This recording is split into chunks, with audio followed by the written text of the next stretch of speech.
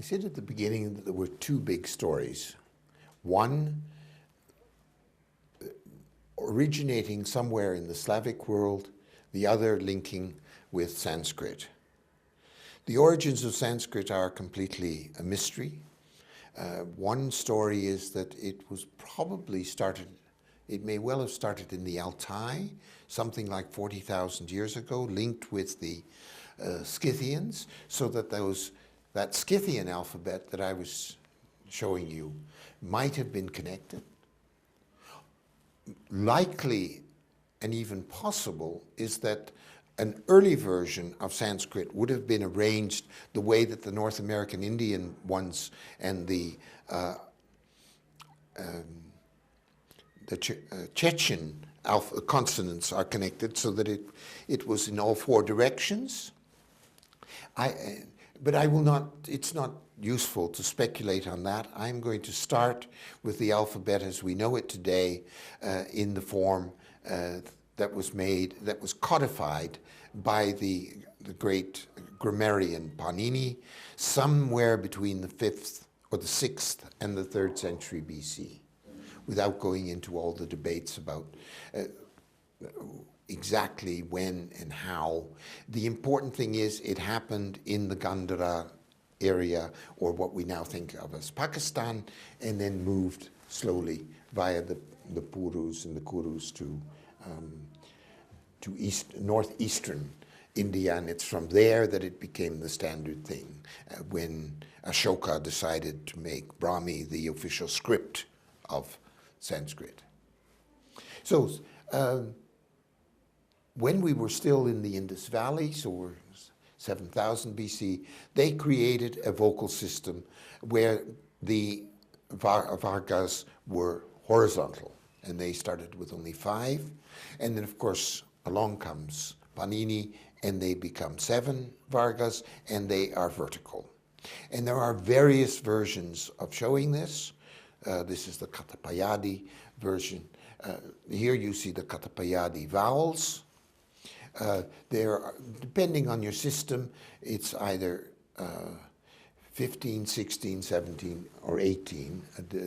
Normally, it all is a question of how many vowels you want in your complete alphabet. So you have normally 33 consonants, and then you add the vowels to create a 49, 50, 51, or 52 letter alphabet. And then, of course, that's also the number of places that Sati falls, because those two things are connected. And then after Panini, we get Patanjali, of course, and then we get Aryabhata, who in the 6th century does a version of Sanskrit where he takes the 33 consonants and applies them to 9 vowels to create 297 sounds. And then you get this and this, and that's, and of course then there are more complicated cases that you can get over 1200 sounds and so on. But here are 2 examples of Brahmi syllabaries, and these are rather fun because if you think back on those Armenian basic symbols, where I jokingly said we have the basics of the Facebook symbol. You take this and you add a little bit on top, and then you get a whole variance. And so it's again a basic symbol in 4 directions, and then you take bits off and add bits, and you create, well, in this case, kakiku, and so on. And here you see variants again. And of course, it's not hard to see that this is the letter F in English. And if we had 2 of those lines, then it would be Fehu in the runes, and so on. Now, why is Sanskrit so interesting? Because Sanskrit isn't just 25 letters or 33 letters or 50 letters. It is a cosmos.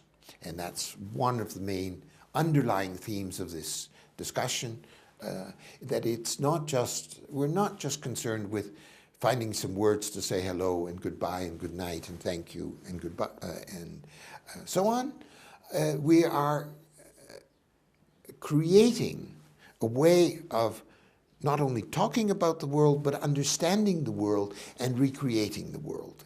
And of course, in terms of the Vedas, to be able to speak, vak, and especially with the word aum.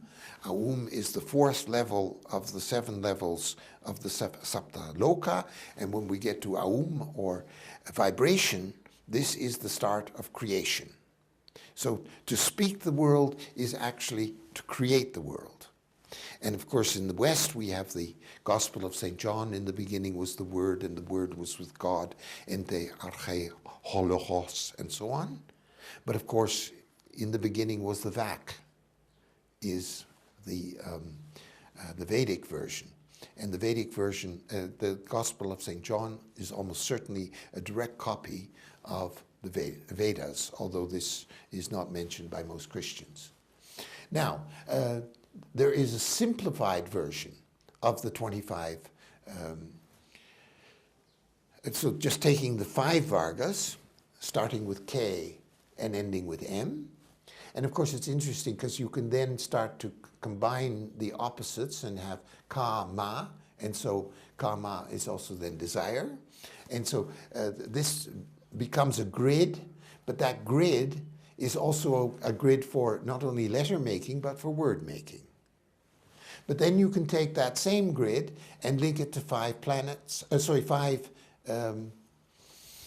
elements or tattvas, and then you create 25 basic elements, and they become then the 25 tattvas of the Sankhya school, but they become then the 25 stoicheia, or elements of the Greek school.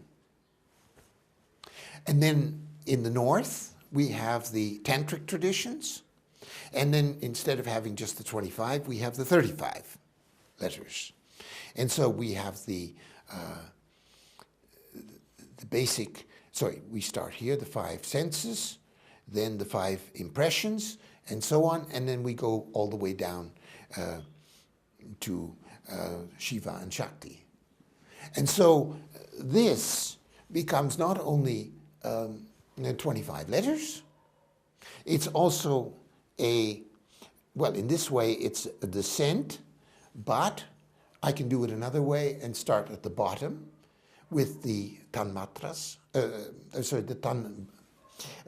the Mahabhutas, I'm terribly sorry, then the Tanmatras, the Karmendriyas, and so on, and then the 5 elements linked with Shiva, and then finally the top thing. So this is in the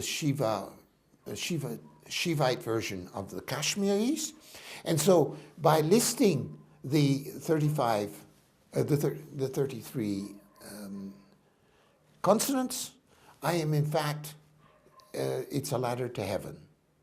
And so you have really a summary, not only of creation, but you have a summary of how you get back to God. And that is one of the most amazing things of the Sanskrit accomplishment. Because it is, on the one hand, a way to speak. Another way, it's an explanation of how speaking became possible. And thirdly, it's a way to get back to speaking with God. And you will see in the appendices that the great religions have all copied this. So you should have patented it and copyrighted it and made a lot of money. But instead, you've got a lot of people to have it. So, well, there are, of course, as always in great religions, there are many ways of doing the same thing. So there are various versions of this. So we can take the Ka-Varga and say that all of those are, or the first letter and its equivalents have a value of 1, that the Ka and those ones with the H in, so Ka and Ga and Ta and so on, that those have 2, and that the next is 3 and 4 and 5 until we get to 9. We can take the basic letters and link them with the planets. So you have some linked with Mangal, and others linked with Brihaspati, and so on, and Shukra, and so on. Or you can link them, as we do in the north, with the tantric tradition. We can link them with symbols. So with Vajra, with the sword, and so on. And then you get combinations that way. Here, just for fun, I show you an alphabet. Remember, I told you that Jesus was a member of the Essene group up in Mount Carmel, but there was another Essene group linked with the Dead Sea Scrolls. Well, they have their own alphabet, and if you look at those symbols, you'll see that it's an abbreviated version of Sanskrit. Well, there are, of course, very complicated versions, and this one session on Sanskrit could easily be 26 lectures. You could just give 26 lectures on this single diagram of what happens in the south when you link all the sounds with the ear and link them with musical sounds. And you create the whole cosmos in a single picture. And just for fun, I show you a primitive Western imitation where you link the 7 planets to the 7 sounds and so on in Robert Flood. But compared to the Indian one, completely primitive. Well, talking of primitive and non-primitive, probably the most complicated concept in symbolism or one of the most complicated concepts in your tradition is called the Kala Chakra. So literally, Kala, time, the time chakra. Well, it sounds very easy. Of course, in the West, it's very easy. We just put on a watch and look. But and there are, I've been told, week-long courses to have an introduction to the Kala Chakra. So the 3 minutes that I'm giving here are really a bad joke, you would say, well, or just proving how ignorant I am that I can only talk 3 minutes on it. But my point here is to simply make associations to you, because we're telling a story of how letters get started, and there is this primitive stage where the letters are linked with the symbolism, and the Kala Chakra is where it still is all together. So we have 8 directions, and that then becomes body, prana, mind, and fortress of Durga. It's 8 directions. Those 8 directions become 8 gods. Then you can see the directions they go. Then they become 8 planets, and they become also letters. And then there are versions like this.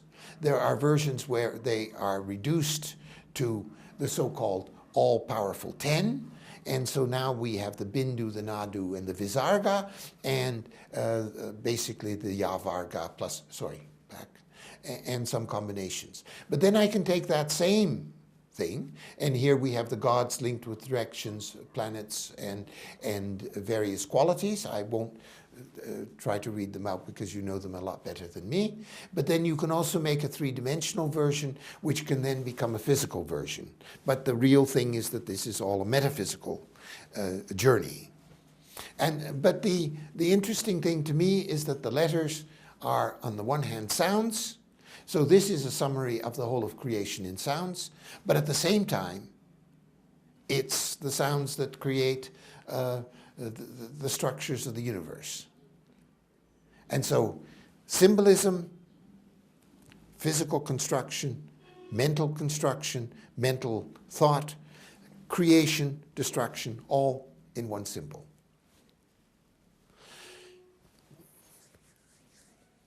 And one of the things that is so remarkable about Sanskrit is that it then applies this to the whole cosmos. So you take your 12 signs of the zodiac, we would say, and you start normally with, often with Misa, from which we get Misu, and we go around this way. So note, we start with the vowels, yes? A-I, A-A-I-I, U-U-R, and so on. And then when we get here to Kanya, to Virgo, we get Amsa. And so the Sa Varga. And then when we get to Tula, we're now in October, October, not now today, but on the map. So now we get the Ka Varga, the Sa Varga, the Ta Varga, the Ta Varga, the Pa Varga, and the Ya Varga. So we have vowels, and then so now the whole of the alphabet is the whole of the year. And then that gets linked with a series of chakras in the body, which you can present this way, and becomes taken over by the Hebrews in this way. And then very interesting things happen. We all know this symbol, and we think of it, oh yeah, that's a nice Buddhist symbol. Except, most of us don't look closely and realize that, well, you will recognize it clearly, Jaya, this is a kumbha.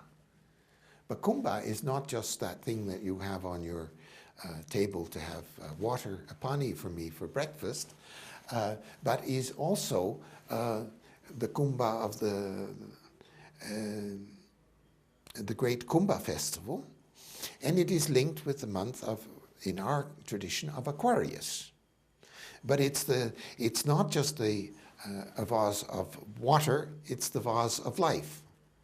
And the pouring of that is the beginning of creation. And so Kumbha in the old days is drawn as a man pouring a vase of water. In some of the Egyptian, in some of the early versions, that vase is not poured from up there, but from the middle of the body to have other symbolism. But the main thing is this becomes the month of Aquarius, or late January, early February, and becomes this Buddhist symbol. Then we have two fish, which you call, I think, Mina. And the two fish are connected with two cords, and at the end of the cords there's a knot. That knot is called Al-Risha, or the knot. And there you'll see it in the stars, and there you see it as a Buddhist symbol. And so, and there you see it again. It's the mystic knot of the Buddhists, but also of the Hindus, and in fact of all the great traditions. And so, and then you see the two fishes, and then, or fish, if you want more proper English. And here at the top you see the parasol, which is again connected with October. And so what looks like a nice symbol is actually a calendar of the year. And in between, of course, you have the Eightfold Path. So, and those then break down into individual symbols.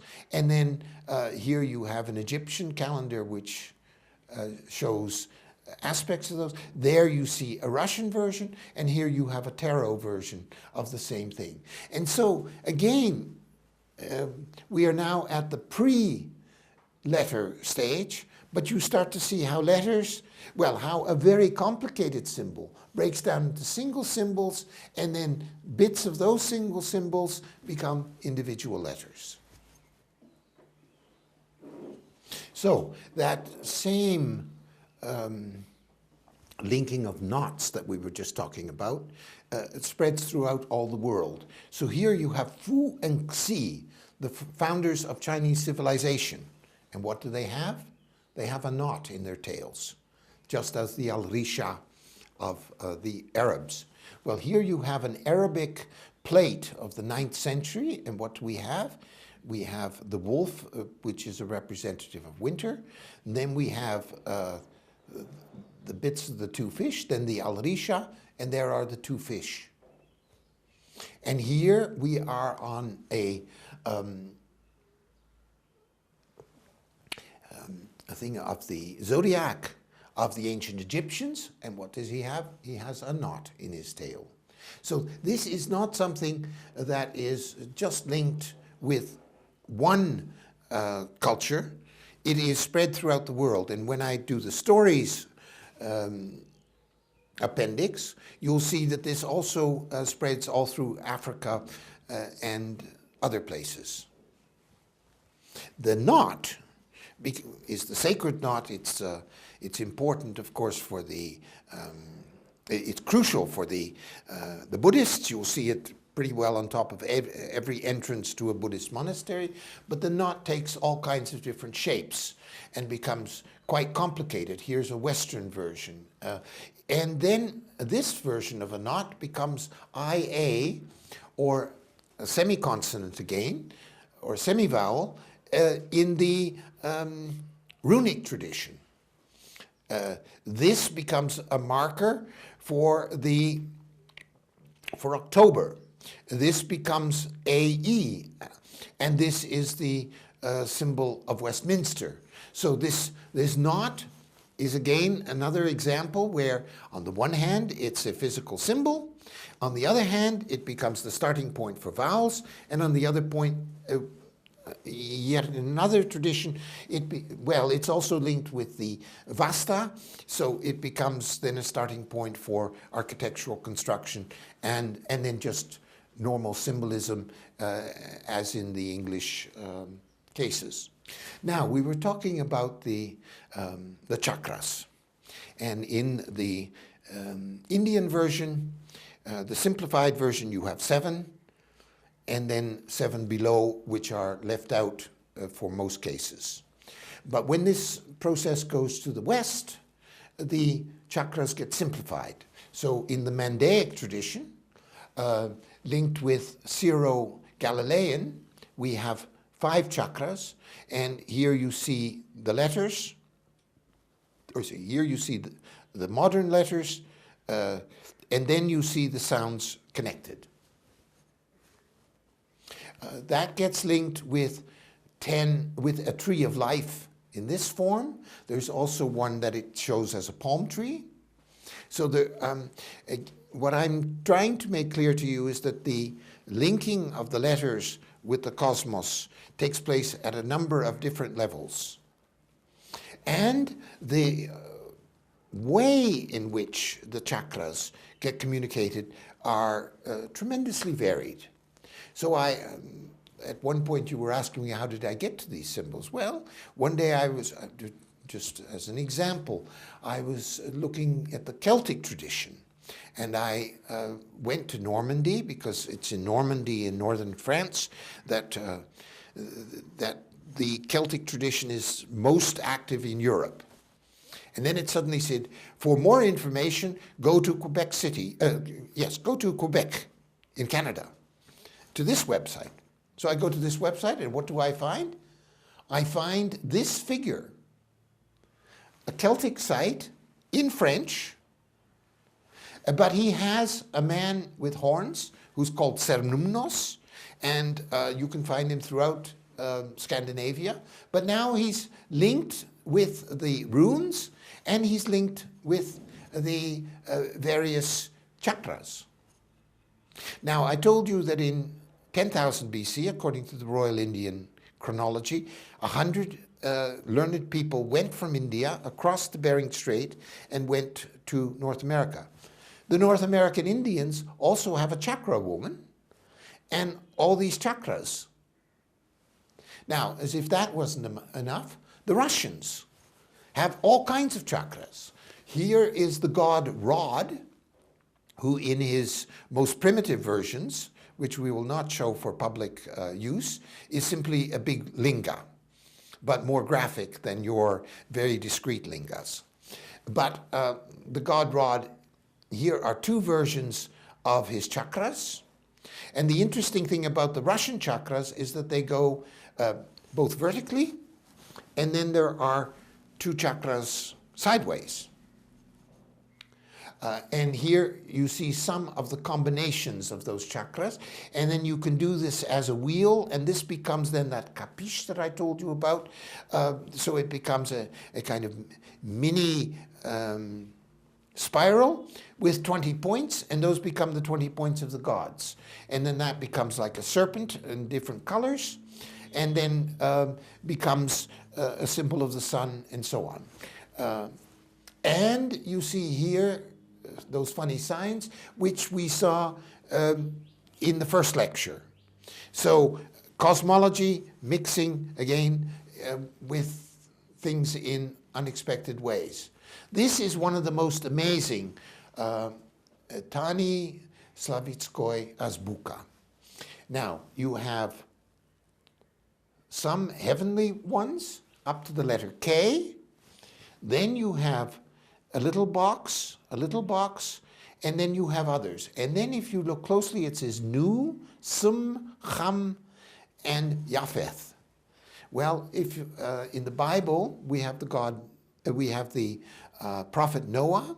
He has 3 sons, Ham, Shem, and Japheth, who are also mentioned in the Vedas and also mentioned in the texts in Persia and in the Muslim tradition. But now we see that this is a descent from heaven. And so Noah is up to the head, Ham is up to there, Shem includes the private parts, and Japheth is where the child comes. And so, again, the letters of the alphabet are on the one hand just an enunciation of the letters of an alphabet. On the other hand, it's a descent into matter. And you have different letters for the male and for the female, and you then have child letters, so to speak. Here is another one from a more mystical one, and it gives you the names of each of the letters in Russian. And you see, so you have an Ankh, and then you have the man in the 16 is here, 19, that important number that I told you about, is there. And and then the cutting off, well, this is the serpent that bites its own tail, the Ouroboros, which has a cosmic meaning, but it's also happening in a crucial part of the anatomy. So the cutting off, the circumcision, is here linked also with letter making. And which letter is it? It's the upward version of that symbol that is the key of the male. So I will not go into all the gory implications, but the point is there is a story, then there is a story for adults, and there is a whole history that is almost hidden until you look at this for 50 hours or so, which we're not going to do today. Now, in the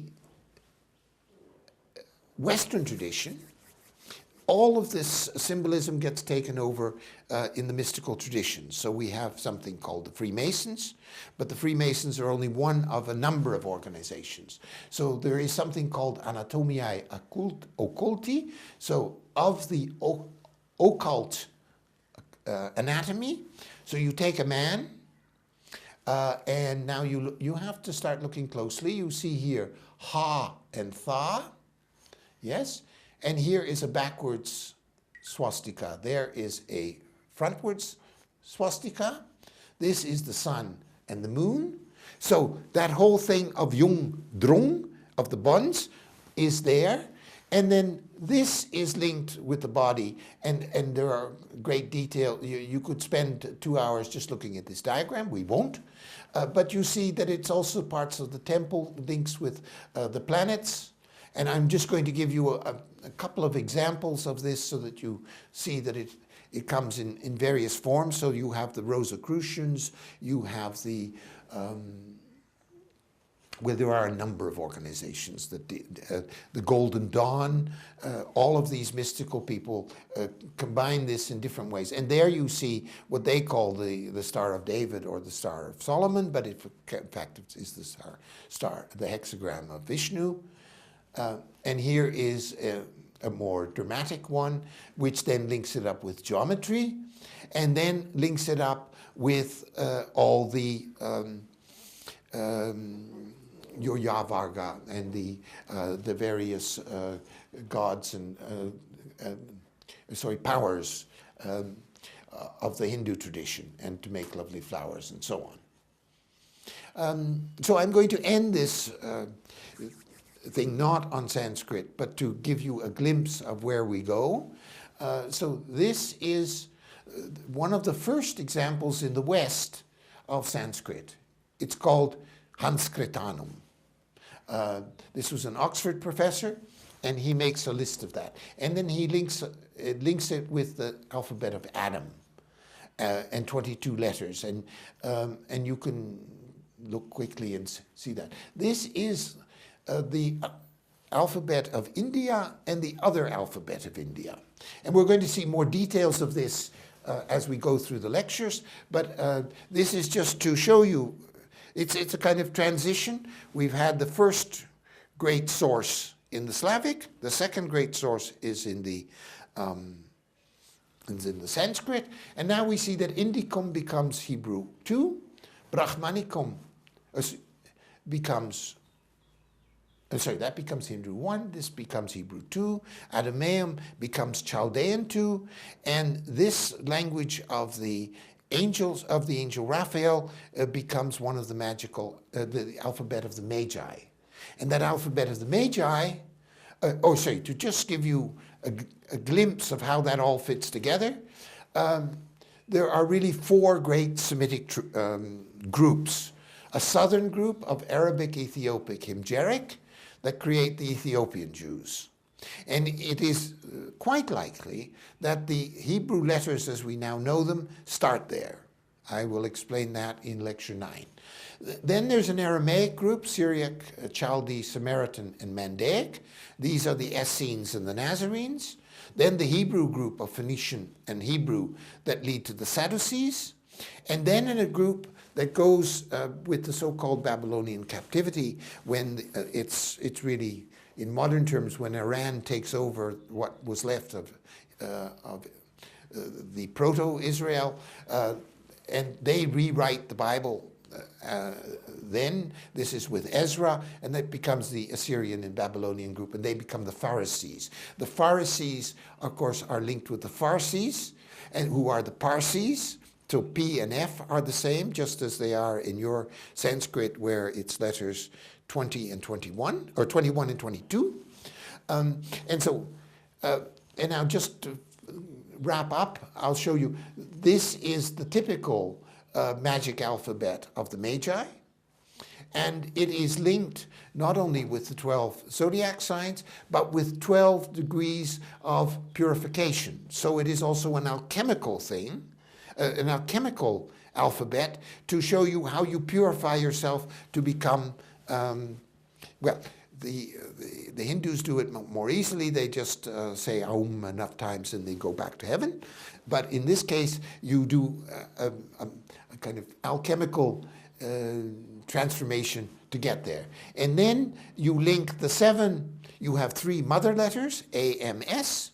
You link them with 7 double letters, B, G,